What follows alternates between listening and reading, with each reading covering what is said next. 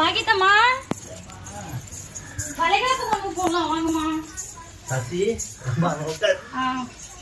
என்ன கொல்ல நேரம் வேலையா போச்சு சாமி. சரி சரிங்கம்மா. விருதம் ஒண்ணு மத்தியானத்துக்கு காலையில சாப்பிட்டு எல்லாம் விருதெல்லாம் விட்டுருவாங்கம்மா.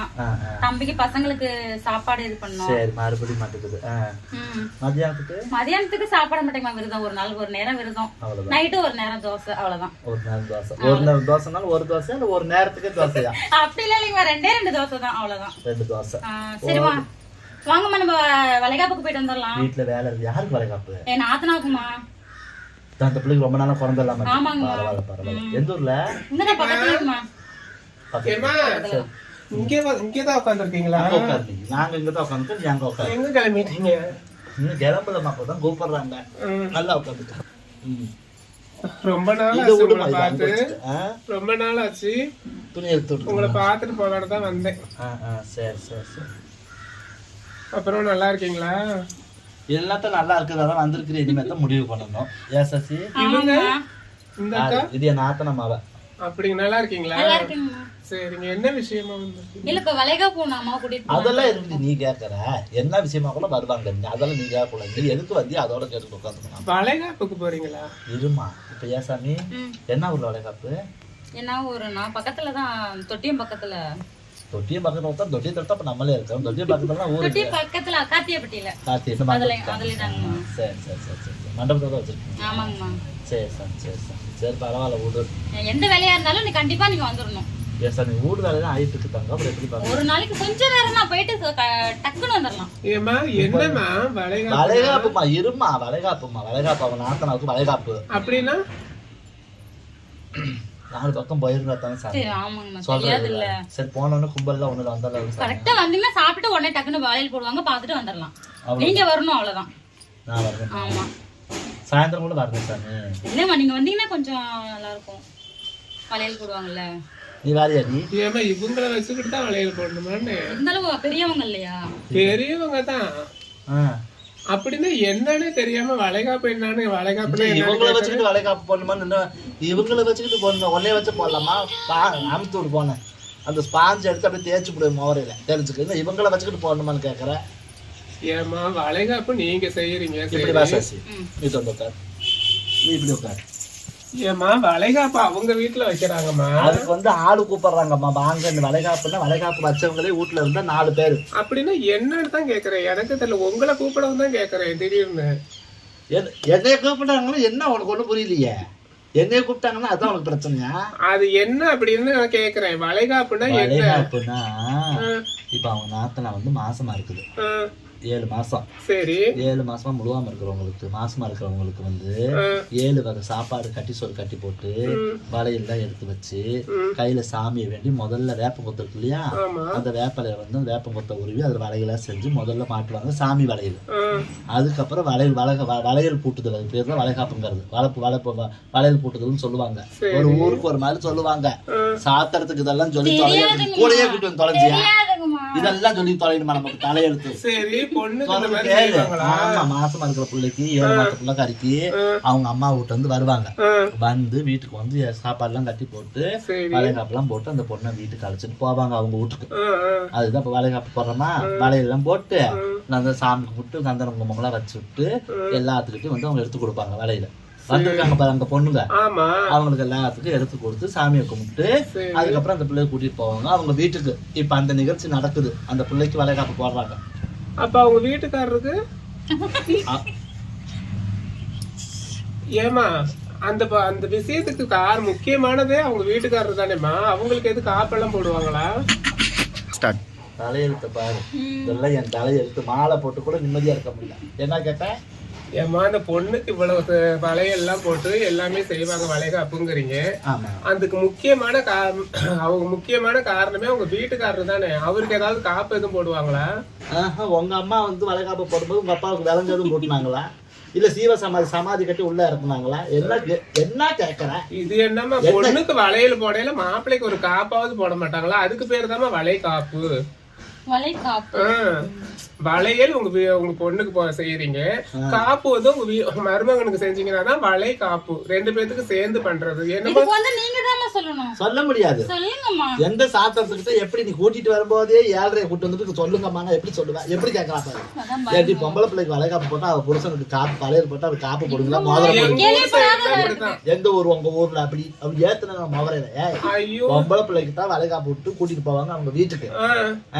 ஆம்பளைக்கு அவ புருஷனுக்கு அதுக்கு போடுவாங்க. எங்க ஊர் பக்கமெல்லாம் வீட்டுக்காரங்களுக்கு காப்பு போடணும், வெள்ளியில இல்லன்னா தங்கத்துல. முடியாதவங்க அது என்ன சொல்றது இரும்புல கூட போடுவாங்க.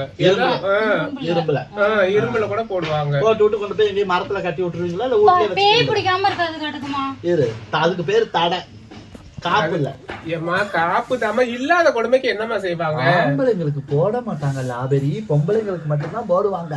இப்ப ஒரு காப்பு போட்டிருந்தாங்கன்னா காப்பு போட்டிருக்காங்கன்னு சொல்றமா இல்லையா? அதுக்குதான் வளையலும் காப்பும் சேர்த்துதான் வளை காப்பு. உங்களுக்கு தெரியலன்னா கேளுங்க சொல்றேன். இப்ப உங்க அக்கா தங்கச்சி கட்டி கொடுத்த பக்கம் உங்க சின்ன பெரிய வீட்டுல 2 பேரும் சேர்ந்து தான் போடுவாங்க. ஆமா, காப்பு போட்டு அந்த பிள்ளைக்கு வளையல் போட்டு விடுவாங்க. இது என்னமோ புது கதையா இருக்குது.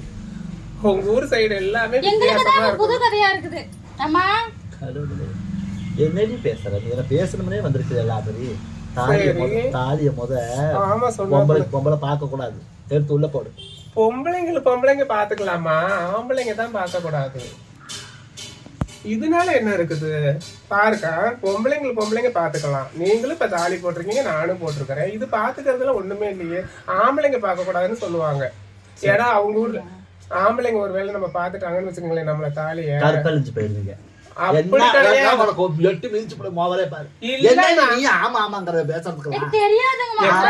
ஒரு விஷயம் சொல்றேன் கேளுங்க. தாலி கட்டியிருந்தாங்கன்னா பொண்ணுங்க பாத்துக்கலாம், தப்பே கிடையாது. நீங்க இவங்க எல்லாம் தாலி கட்டிருக்காங்க, இந்த மாதிரி என் தாலி போட்டிருக்குன்னு காட்டிக்கலாம். ஆம்பளைங்க தான் பார்க்க கூடாது. அவங்க சொந்தக்காரங்கள்ல யாராவது பிள்ளைங்க வயசுக்கு வந்துடும். ஆமா, அதுக்காக தான் சில பேர் ஆம்பளைங்க கிட்ட காட்ட மாட்டாங்க. ஆம்பளைங்க கிட்ட காட்டலாம், இது பண்ணலாம், நீங்க பாக்கலாம். அவங்க ஆம்பளைங்க பார்க்க கூடாதுன்னு சொல்லுவாங்க. ஆம்பளைங்க வந்து இந்த தாலிய பாத்துட்டா சொந்தக்காரங்கள்ல யாராவது பொண்ணுங்க வந்து வயசுக்கு வந்துடும் சொல்லுவாங்க. அதுக்காக பயப்படலாம். அவங்கள பார்த்தாவே எடுத்து உள்ள போட்டுக்கணும். நம்ம பாத்துக்கலாம், அதனால ஒண்ணும் பிரச்சனை இல்லை. தாலியை மட்டும் பார்த்தா அவங்க சொந்த பந்தத்துல வயசுக்கு வருவாங்களா இல்ல எப்படி? ஆமா, இப்ப நான் புதுசா தானே கல்யாணம் இருக்கிறேன். ஆமா, அதனால சொல்றேன். கொஞ்ச நாள் ஆயிடுச்சுன்னா பாருங்க. இப்ப தாலி பிரிச்சு கட்டினக்கு உங்களை கூப்பிட சொல்லிதான் சொன்னாங்க.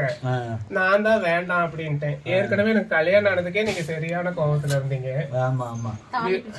தாலி பிரிச்சு கட்டினதுக்கு நீங்க வாங்கக்கா, எங்க வீட்டுக்கு வாங்க. அந்த விசேஷத்துக்கு தான் கூப்பிட முடியல. இன்னொரு நல்ல விசேஷம் வரும், கூப்பிடுறேன். இந்த பாருங்க எங்க வீட்டுக்காரர் பண்ணதுதான்.